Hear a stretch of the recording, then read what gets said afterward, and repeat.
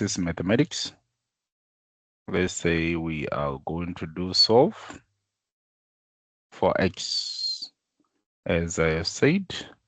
So now in solve for x, if you have a function like, let's say, a multiplied by b is nothing but equals to 0. So in order for this equation to be 0, it's either our a is equals to 0 or our b is nothing but equals to 0. So let's say as an example, e.g., let's take example number 1. Let's say you have x minus 2 and 4 plus x is equals to 0. So the moment that we know that our equation is nothing but equals to 0, it means we are going to take the first one and we equate it with 0, and we take the second one, which is nothing but 4 plus our x is equals to 0.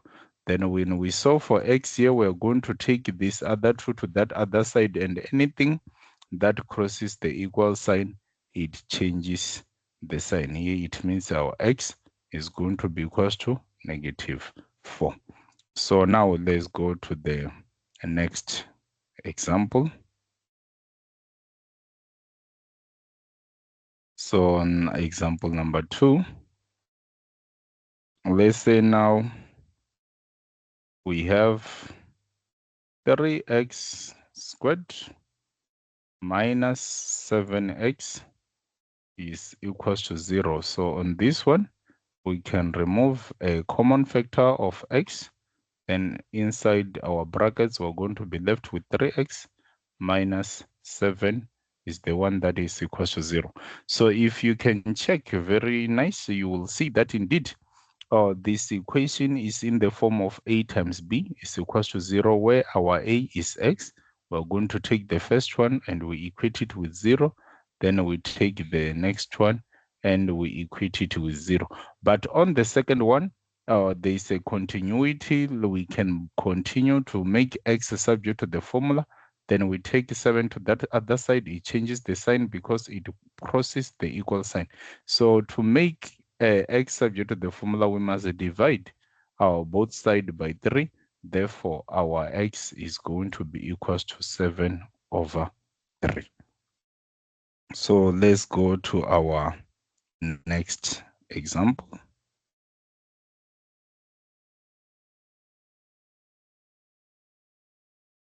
So on our example number 3, let's say we have x into x minus 1 is equals to 0. Then it simply means that our x is equals to 0, or our x minus 1 is equals to 0.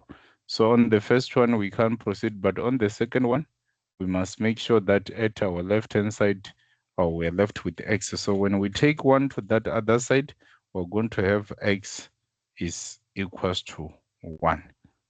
Then that's our equation, our solution. So let's proceed and do the next one. Let's write it here. Or do we still have got a space? So now let's say we have our x squared minus x minus 20 is equals to 0. So this one, we have to first factorize so that we can get the factors. So our factors here, we're going to open two brackets. So to get x squared here on first, we must put x and we put x there. So here we are, we need the factors of 20, where we multiply, they give us 20, and when we add, they give us -1. So that's 4 and 5. So in order for us to get the one on the negative, it means our 5 is negative, then our 4 is positive. So now, to prove this, we can even prove if we root the correct factors.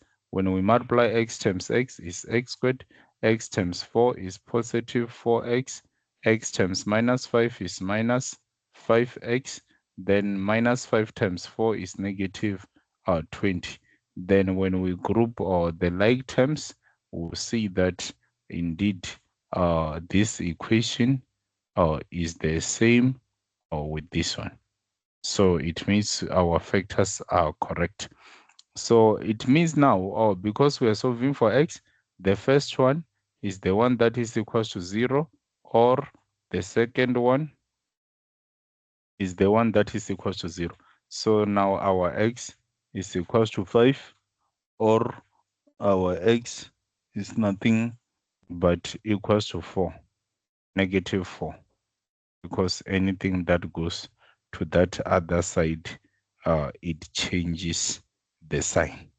So now let's look at the next question.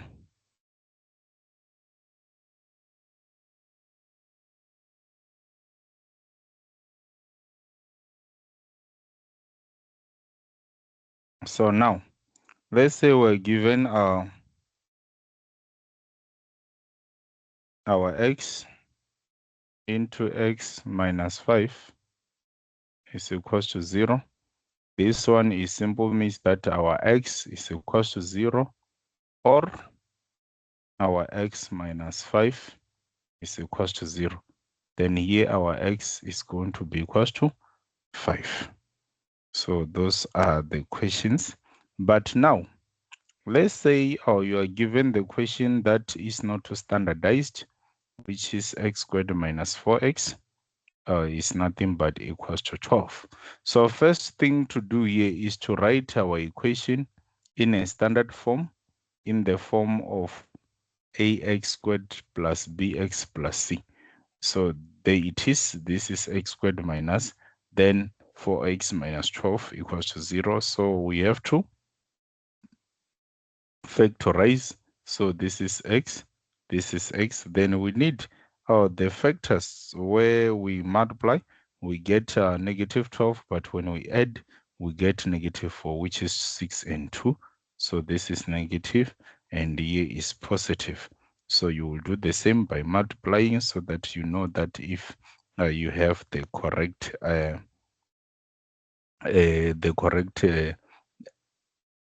things that you use to factorize the correct factors. So this one, the first one is equal to 0, or the second one is nothing but equals to 0. So this one, we're going to say x is equals to, when 6 goes to that side, it changes the sign. When 2 goes to that other side, it also changes the sign. Then you got that one. So let's look at our next example.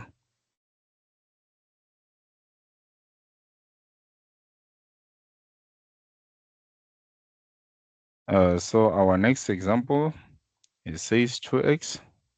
So when you have a question like those ones where the two brackets are multiplying each other and is also equated to 0, you don't remove the bracket. You take the first one, you equate with the 0, or you say the next one, minus 5 is equals to 0. Therefore, in this one, we're going to divide both sides by 2. And 0 divided by any number, it remains 0. It doesn't change. Then here we're going to have 3x is equals to, we take 5 to that other side, it changes the sign. Then we make x to be subject to the formula. It means we have to divide our both sides by 3. Then we get our x is 5 over 3. So those are the equations that you will meet. Then let's take the other one and see if this is something new that we have to introduce to those kind of equation of solve for x. Then let's say we have 2x into x plus 1 minus 7 into x plus 1. So this one, we follow that rule, says, or if this is something that is inside the bracket, which is the same, we group their coefficient on the first bracket and we take one of the two, then we equate with the 0. So it means now we're going to have 2x minus 7 is equals to 0, or our x plus 1 is equals to 0. So in this point, our 2x is going to be equals to 7. Then when we divide both sides by 2, we are going to get that indeed our x is equals to 7 over 2. Then on this one, our x is going to be equals to a negative 1. So that's the first things for solving for x. Thank you very much for your time. Just like, subscribe, and follow so that you can see the next lessons. Thank you.